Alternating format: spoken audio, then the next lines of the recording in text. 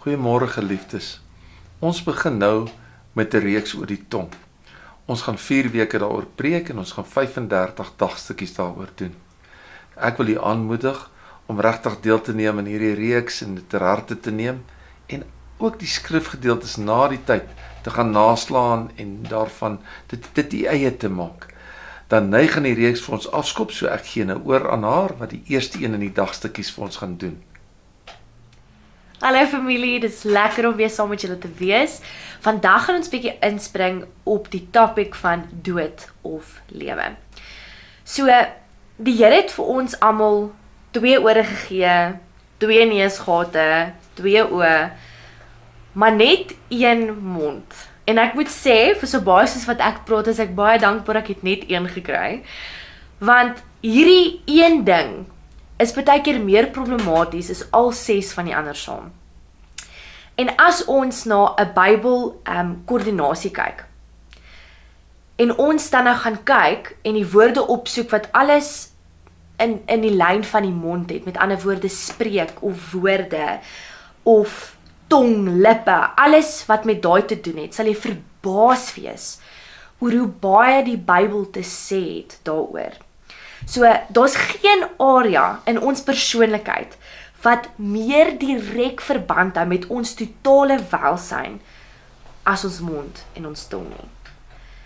En as ons so daarna kyk, moet ons besef hoe belangrik hierdie goeders is. Die Here sit soveel agter op, die woord sê soveel daaroor. So ons moet ook besef hoe belangrik hierdie is.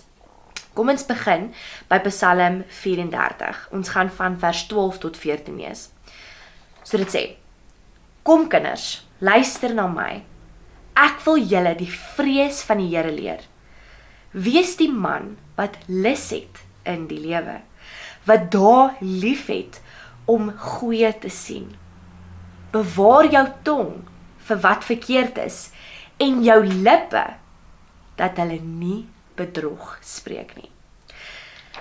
So die hele skrif plaas 'n verskriklike groot seën, vrugbaarheid en versekering aan enigiets wat te doen het met die vrees van die Here.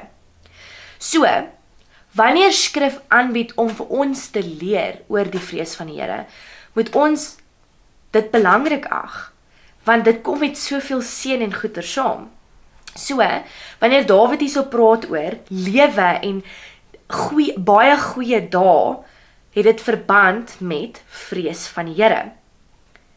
So, dit word altyd saamgekoppel, die vrees van die Here, en dan om lewe ten volle te leef en daai goedheid en daai seën.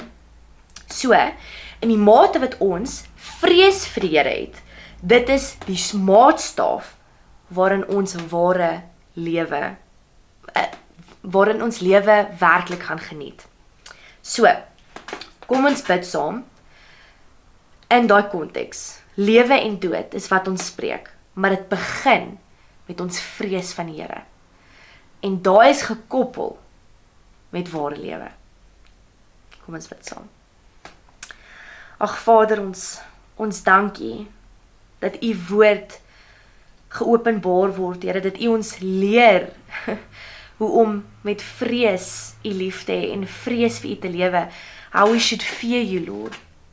Here, ons kom nederig voor u, help ons om nederig voor u te kom en ons verleer, Here, om lewe te spreek in plaas van dood. Dankie dat u woord vir ons lei in hierdie area. Mag ons dit toepas in ons lewe in die magtige naam van Jesus. Amen.